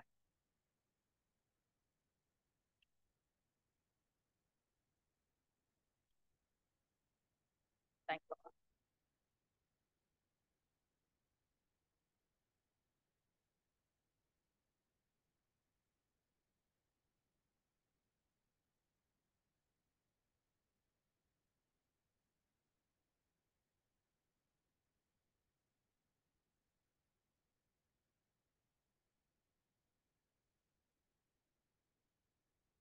Good. The blue button has to be, if you can see the blue button. And then you have to, yeah, and it does raise and lower, or you. I'll just hold it. Are you okay? Okay. Okay. Hi everyone. Thank you for having us tonight. My name is Adriana Golovati from Hellbrun and Levy, representing Festive & Co. Crosby Street. And tonight I also have the owner and operator Brenna with us here tonight. As previously mentioned, this is a class change application. Just do me one favor, speak to us and keep the microphone there because so you don't fade in and out. Okay. Thanks. As previously mentioned, this is a class change application to upgrade from beer and wine to full liquor. Right now, they have been operating since April of 2022 with beer and wine, no complaints, has a great relationship with the residential neighbors and the community, which I'll let Brenna speak to shortly. No method of operations will be changing, just what they'll be able to offer. Right now, it's a full service boutique bar / cafe. For the purpose of the SLA, it is classified as a tavern, but it is a full service establishment and all patrons are seated at all times. And another thing is it's background music only. Again, as mentioned before, all patrons are seated. There are about 6 bar seats and 50 seats at tables. There's 11 tables. And they have a closing hour that was approved by you guys previously of midnight every night. In the packet, you'll see the stipulations that were previously agreed to and that have been abided by since then. And then I will turn it over to Brenna to talk more about their day-to-day operations and the relationship with the community. Hi, nice to see you again. I'm Brenna. I'm with my husband who is not here. I'm sorry, we had a pet emergency. My husband and I own and operate Champers. And by operate, I mean I'm there every day of the week. I'm both the owner and operator. We opened several years ago with the spirit of being able to bring bubbles and wine to the neighborhood. We opened in what was every business on our corners. If you guys all live in the neighborhood, you guys know that almost every business on our corners were closed. We were excited to be able to sort of return what was originally, I don't know if you guys remember years ago, they used to be restaurants to that corner, and also to expand a little bit of a retail offer. What we're looking to do now, we've been there for 2 years. We have a lot of guests come in who are looking, we offer some spritzes. They're looking to be able to order an actual Hugo spritz or offer an Aperol spritz, which we can't do right now and we think would be a great addition. We have a lot of guests, especially tourists who come in and leave because they can't order a cocktail. We're not looking to do a big bespoke cocktail program. We're just looking to sort of expand our existing offer and go from there. We work really closely. We are tenants in a residential building. We work really closely with our building. We work really closely with all of the tenants on the street. We got a lot of signatures just from Crosby specifically. It was nice to see Laura Tenenbaum here again. The team wrote in support of us earlier. We did a lot of outreach, obviously, for this application. So, we're happy to be open to any feedback. We want to be a good part of the community, and we're just looking to expand our existing business model. I would also like to highlight for Brenna that you'll see within the packet, there's a highlighted signatures of 98 within a 2 to 3 block radius out of 173 that they collected in total. Thank you. I've got people from the public here. Does anybody from the committee have anything to ask before I go to the public? Okay. All right. Okay, so I'll go to the public first, and then so I have Laura and Pete. Come on up.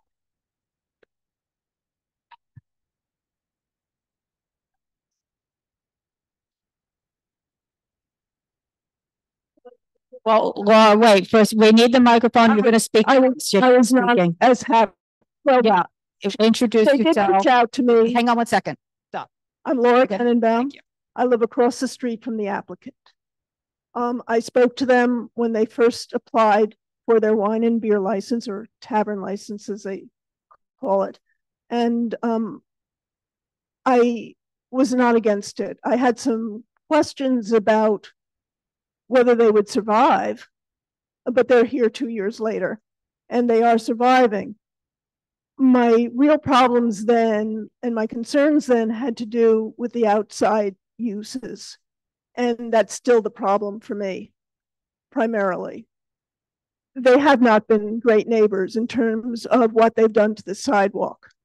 I sent you a long written testimony about that. I don't want to repeat much of it, but the fact of the matter is that outside of the four walls of the building is public space. Part of it, pursuant to a consent entered into with the DOT, the building has use to, but that's restricted solely to the 2 stairwells that go into the basement.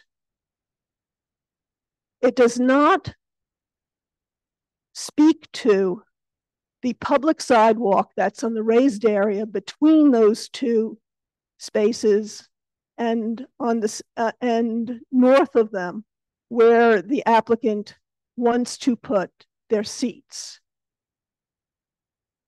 And the problem with that is that the space for pedestrians to walk at its widest is under 8 feet.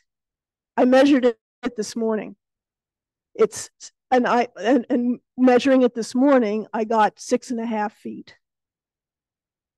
In addition to that, the applicant, despite the fact that they stipulated that their COVID cafe would be only on Crosby Street and only on the raised area, they put these big, wide, white, humongous seats, you have photographs of them, around 2 tree pits. One pit where the tree's dead, gone, and one pit where there is still a tree that is not doing so great.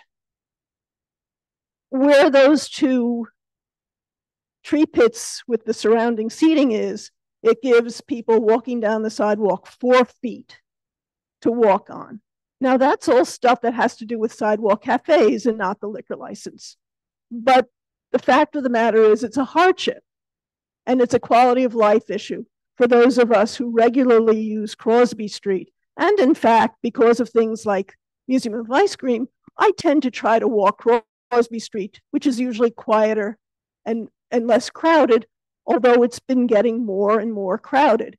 This is a crowded spot because of the restriction that they've put on us.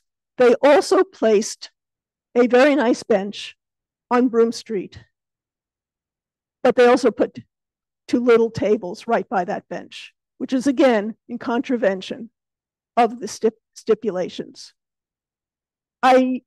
Makes me worried about what they're going to do in the future when an applicant comes, says, I'm going to do X, Y, and Z, and then they don't do it. It worries me about what life is going to be with them if they're given a full liquor license. We have experience with when I moved in, there was a bodega there. After that, there was a series of maybe 3 or 4 restaurants, followed by a retail shop, followed by the applicant. The last 2 restaurants were problematic. They had outdoor cafe illegally. It was noisy. They had events in the basement, and the people exited largely through those stairwells in the sidewalk. It was noisy.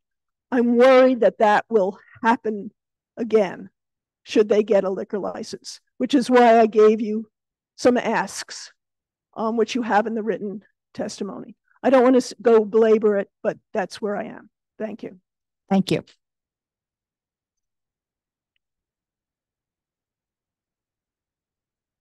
Pete Davies, I'm here to back up Laura. She lives closer than I do. I am the next block up on Crosby. I use Crosby often when I'm out doing errands, shopping, and lugging stuff home. And I kind of assumed when this one went through previously that the benches around the tree pits were being addressed as part of that, and then I read the sticks today and there's nothing about that. So I'm just surprised that that condition has remained here.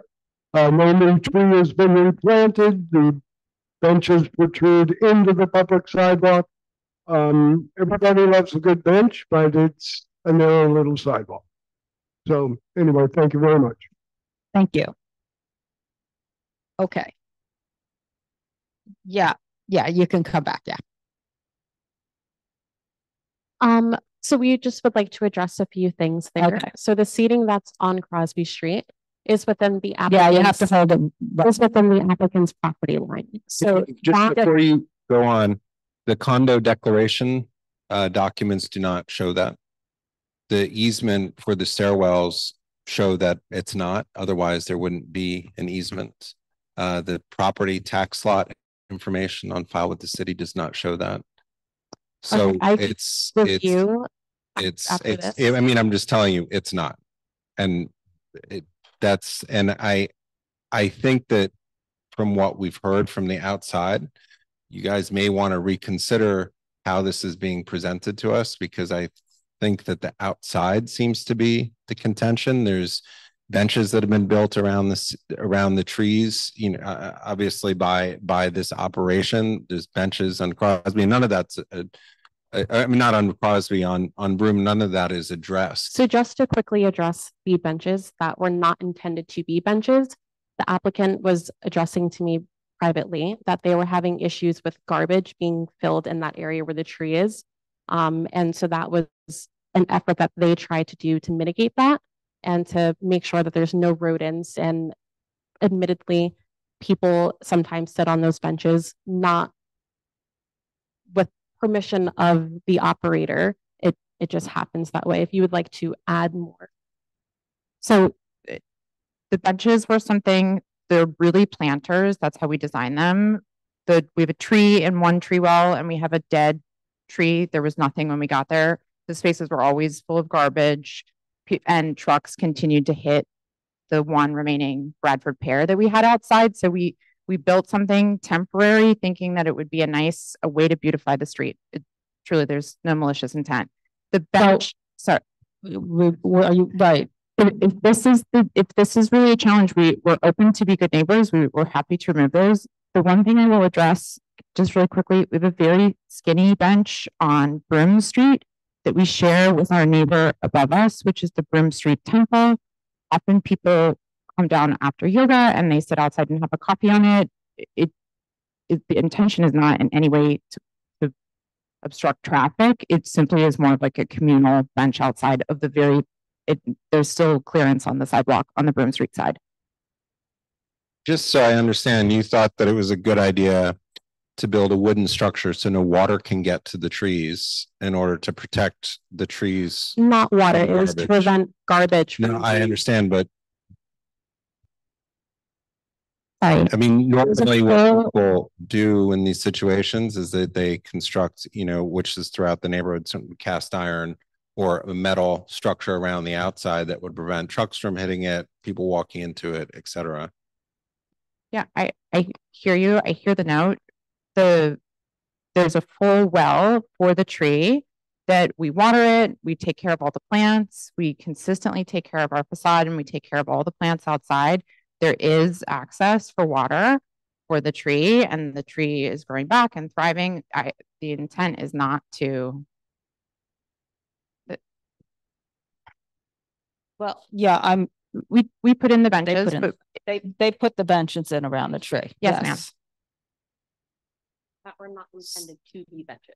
But they're benches. They're functioning as benches right now. Benches. Yeah, and we don't seat guests at them. That is not. But it impedes the water flow to the tree. It impedes the sidewalk because it's a solid structure that's there that nobody can walk on any of the edges, and people are sitting on it, which further impedes the sidewalk.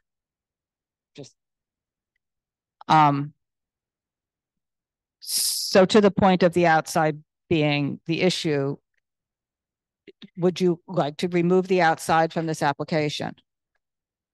they're comfortable with removing the benches, not the sidewalk cafe that they were previously approved for. But they weren't previously approved for because they weren't, who approved it? During COVID. No, it's not part of the open New York. It's not part of any of that. It is part of our original application. But it's not part of the property line. You told us it's not. So it's not a misrepresentation we meant to make. Honestly, when we were given, that's why we're here now to fix it. It's not part of the property line. I will just say it is up a full step from the street. No, I get that, but so it's within the property line because down Crosby Street and you see the building facades, they're equal all the way down Crosby Street. Your building does not have an extra 4 feet. If you go and review your property deed, it states that your building is 25 feet wide from east to west. That is wider than what is included in the outdoor area. That space is created by an easement that the condo board secured with the city, which is in fact expired at this point, to allow the creation of those stairwells into the basement. It's not within the property like that. I'm just being clear about that. So the condo board did just renew that. So I don't know. So if they did, then it's clearly not your property. It's part not of the within building. the property line. It's not if you have an easement with the city. So we will agree to comply with the new and current DOT guidelines if that is in fact okay. And unfortunately it can't. But because it's not at grade with the sidewalk. For this outdoor seating. You're not pre-approved. It's mistakenly licensed. Our last application. Right, which is incorrect. You have no permit from the city that says incorrect. Right. You misrepresented it as within the property line, which you guys knew full well because Ms. Tenenbaum had submitted that document to you at the time of the application. What document was submitted at the time of the application? Which has the easement from the city, the revocable consent from the city. You wouldn't have a revocable consent from the city if it was your property. So can we agree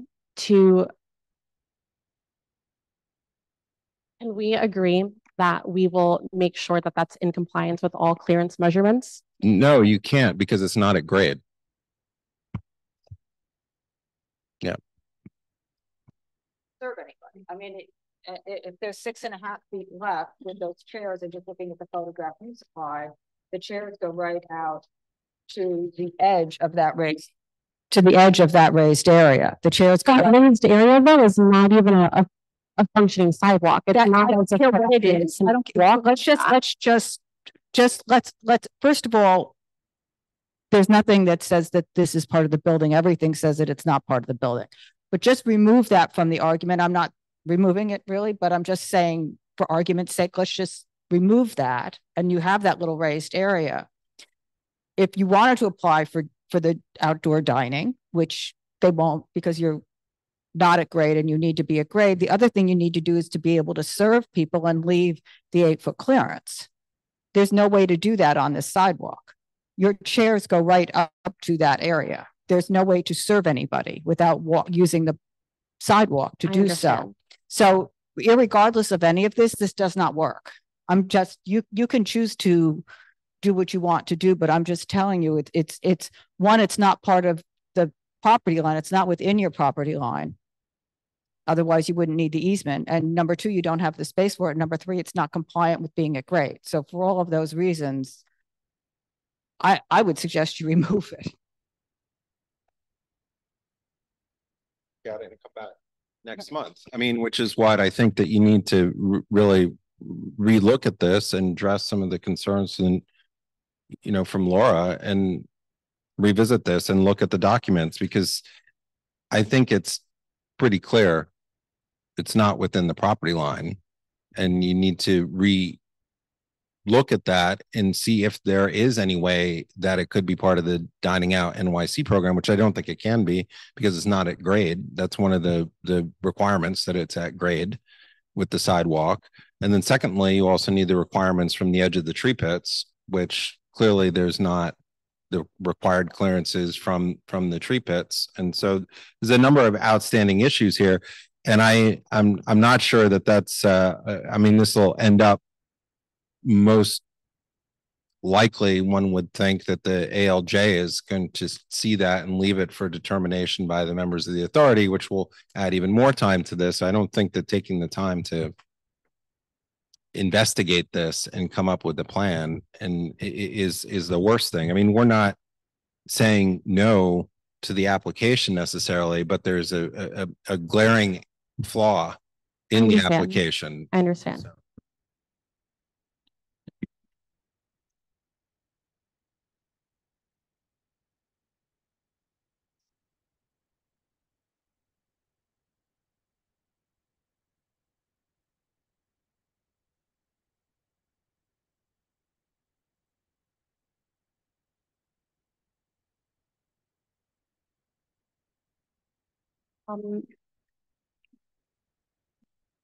Maybe we would like to withdraw and come back next month after we've had time to further look into the documents supporting this area and regroup then. Okay, sounds good. That makes sense. Thank you. Thank you.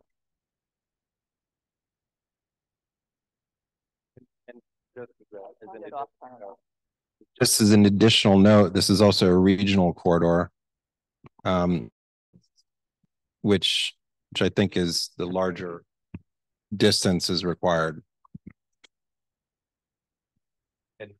And then on top of that, sidewalk cafes were prohibited, I think, before COVID in M15B, and I don't think that this was one of the areas where you could have a small sidewalk cafe that were two exceptions. So that wasn't permitted beforehand, which was to address what Ms. Tenenbaum was saying with the illegal sidewalk cafes that were operated by L'Orange Bleu, and I can't remember the name of the other operator. Thank you. Thank you.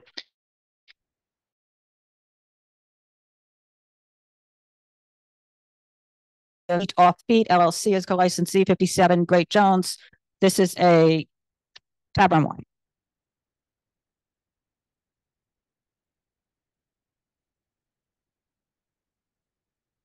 Thank you. Anything new in here?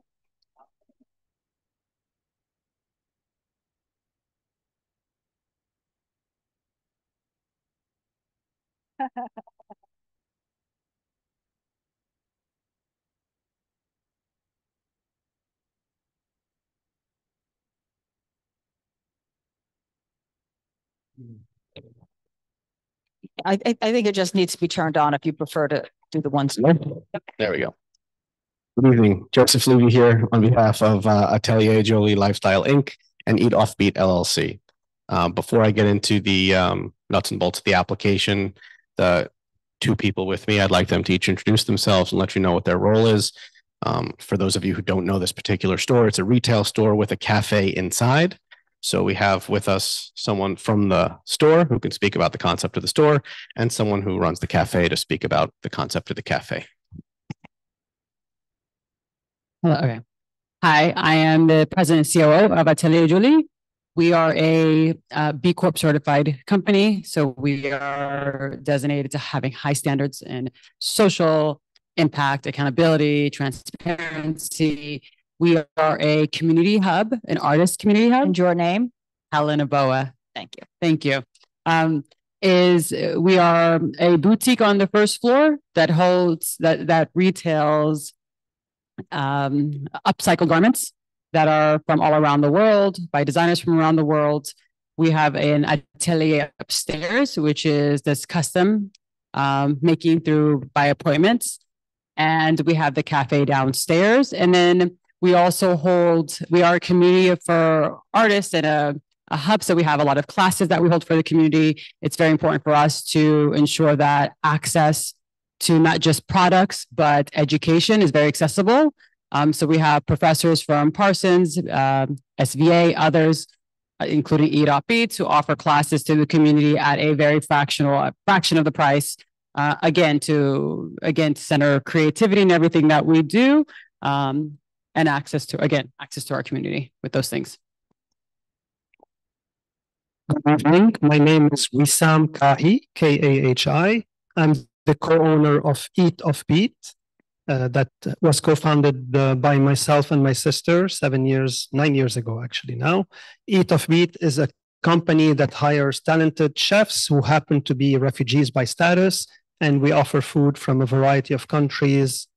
For example, Venezuela, Syria, Iran, Senegal, etc.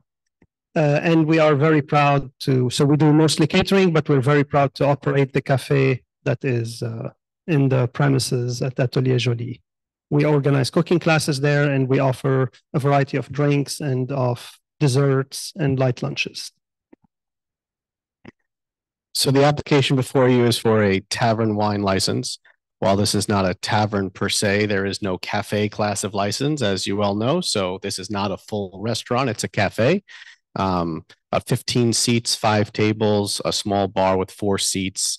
And as you can see from some sample menus, it's a small cafe within this larger retail store. 1,600 square feet total for the cafe space. So we're not talking about a huge space here. Hours of operation from 11 a.m. to 10 p.m. at the latest. Generally, it will actually close earlier than that, but from time to time, as you've heard, there might be a gathering, there might be a class. The latest they could push is 10. But again, the events they're doing, the private events that are being done here are not these massive launch parties where there's going to be Ubers outside and people filing in from way down the block. These are these small classes you just heard of, these little communities that come. You're talking about sometimes a handful of people, sometimes a couple handfuls of people, but you're not talking about large scale events and DJs and this kind of thing. It's background music, it's cafe. Again, hours from 11 to 10. They are currently open and operating just without beer and wine. So if you did want to go in and see what they're about, they are there. They're open for business. The cafe is functioning, and they're looking to just add some beer and wine options to their menu. And you'll notice also we got a number of signatures from the block. They've done a lot of outreach in the neighborhood, building, I think, across the street, right? Yeah. Bohemia was licensed with a full liquor license for a number of years. They've taken that space. Okay. So the store, from what I saw online with the hours, it closes at 6. So really the only reason you're asking for the later hours is for when you have the cooking. I guess my question, let me rephrase. Will the cafe be open aside from events as a cafe to the later hours, or will it close when the store closes unless you're having the an idea event? is generally the cafe is going to close when the store closes. If there's an event or something that goes a little bit later, a class, something like that, it may. And again, as you guys know, I can't stipulate. We'd like to close at 10, 12 times a year. Right. So we give you the max of what it could be, and it likely won't be that much. And there's no downstairs with this. There's no downstairs. And there's no operable doors and no operable windows. Correct. And there's no DJs or live music even when you're having Background only. events. Correct. And as you've heard a little bit from both of them about the different organizations and kind of the mission behind both, it's not that kind of place. And how do people find out about the events? Just online or your Instagram? So okay. Okay. And so when you have the events, there's not going to be lines out. No. Are they ticketed or are they reservation? 10 to 15, so there are no lines. Okay. So currently, if we have, I think each class is you 10, need to use 12. the microphone. Sorry. They're pretty much they're we had them wait inside by the atelier inside the boutique area. Okay, and then my last question: there's the common hallway. You have that alarmed, that door that goes into the common hallway. Is there a door? That's okay. Yeah. All right. I think that's it for my questions. Does anybody else on the committee? So a couple of things. I live immediately in proximity to this, and I know there's a local block association didn't have a chance to reach out to you. That's information at this point with the passing of Zella Jones and the NoHo Bowery stakeholders, which used to be there. I don't, and speaking to them, I had meant to put them in touch with you.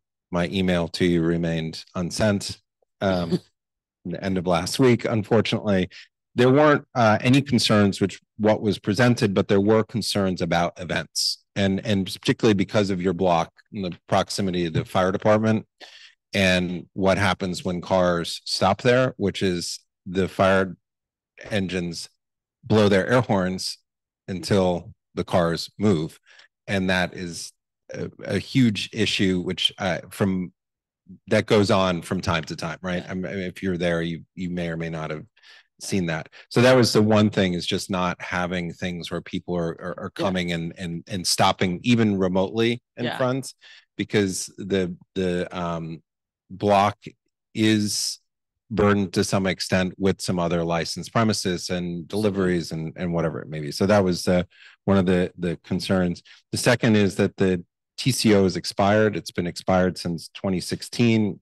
Hopefully that's something that you can renew. I see that there are some other job applications that are recent. I'm not able to see if somebody's. Yeah, I said, there's some job application, but it doesn't look like. Yeah, I saw an approval of some kind from 2023, but I haven't seen details of it. I don't know if you can speak to the CFO at all, but if not, we can. But it's something that if there's a filing, but it says no changes to use, so that would simply. And there was a former alteration that indicated what the use was. I don't know if you saw that online, but so if there's no change to use, I assume what's on file is. But there is no current CFO. Yeah, I was able to pull up an one. active CFO from 2023. I saw the temporary one that you see on Biz, but there's another page. I'll send you what I found. I was just looking at the DOB now. I didn't see it. I'll look again, but that's I'll send you what we have also for your records. I know that when these jobs overlap and they get left undone and something may be refiled separately, it's not a quite as transparent as the old system. That's fair to say.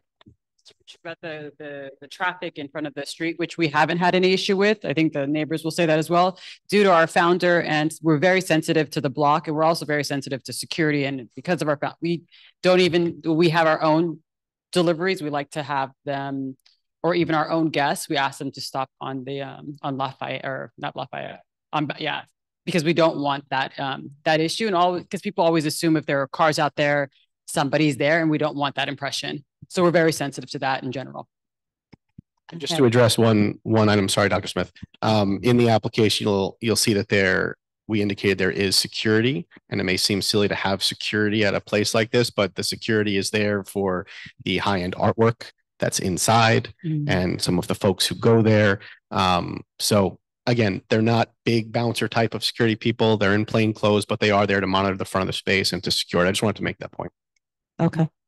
Dr. Smith? I have a personal question, if I may ask. Is the principal and Yes. Okay. Yes. Oh, that's great. Yes. Yeah. Does anybody else from the committee have anything?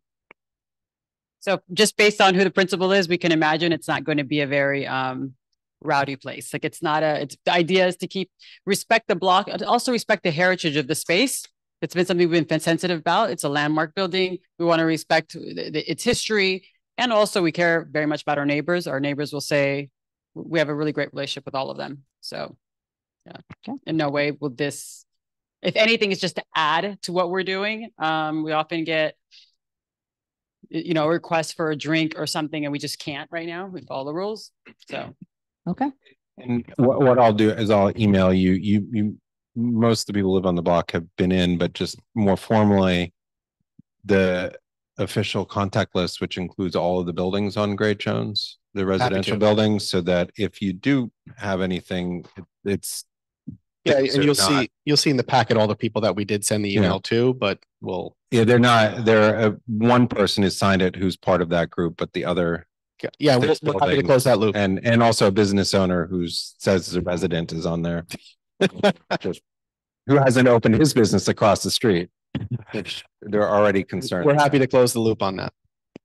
Okay, thank you very much. Thank you.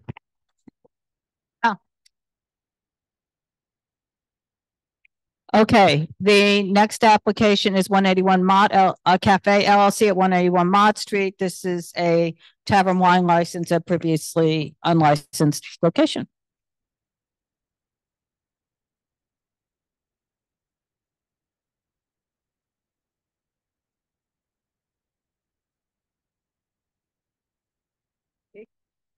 Oh my gosh. Is there anything new in here from what you submitted? Okay. Yeah, I think most of it is delete.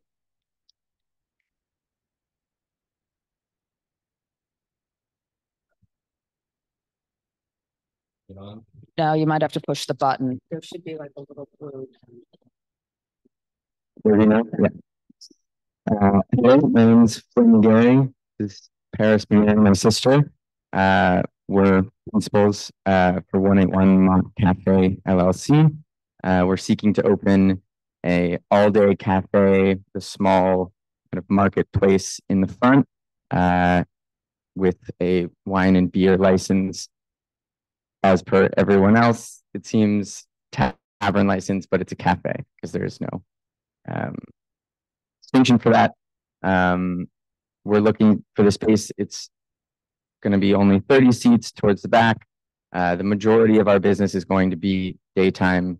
The purpose for having wine and beer is mostly because of our success at Gem Wine and our other restaurant. Paris does all the wine. We've created a really great community of people who love these kind of small, natural wine producers. We want to be able to showcase them in a much more casual way for an afternoon kind of drink.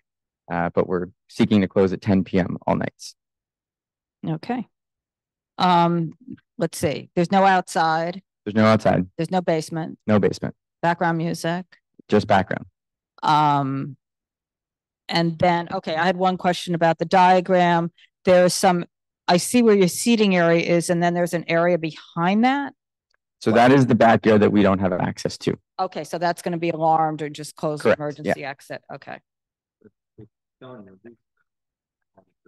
So we're happy to sign a stipulation that we're not using it. We're totally aware that we don't have the ability to use it for a license as of now.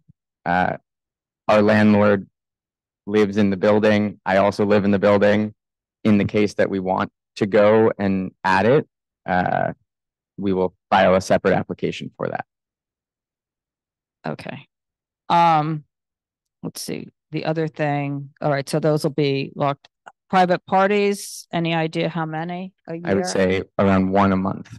Okay. So not more than 12. I would say not more than 20. Not more than 20. Okay. And all right. So then the other issue is the certificate of occupancy. Yes. Are you? I'm aware of I'm aware of the zone use.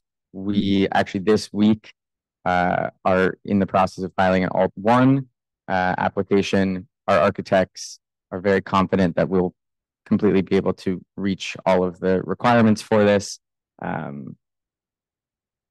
Knowing how long the building department takes, we decided to come to this meeting to present it to you as something that we are in the process of working on. Okay. So that's not right. Okay. All right. Thing to yeah. What about you're going to open before you have the Alt 1 completed with the new CFO? What happens if we open before that? Yeah. We have there is a C of O. It is not one that allows eating and drinking. It's an old.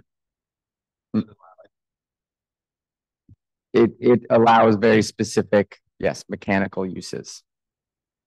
So you can't open until you get an updated certificate of occupancy. Correct. We can open with a TCO. Right. Okay. All right. Does anybody else from the committee have anything? No. Okay. Okay. Thank you. Good luck. Okay. The stipulations, well, you know, this would have the hours. You're not operating as a lounge, and then we'll send it to them.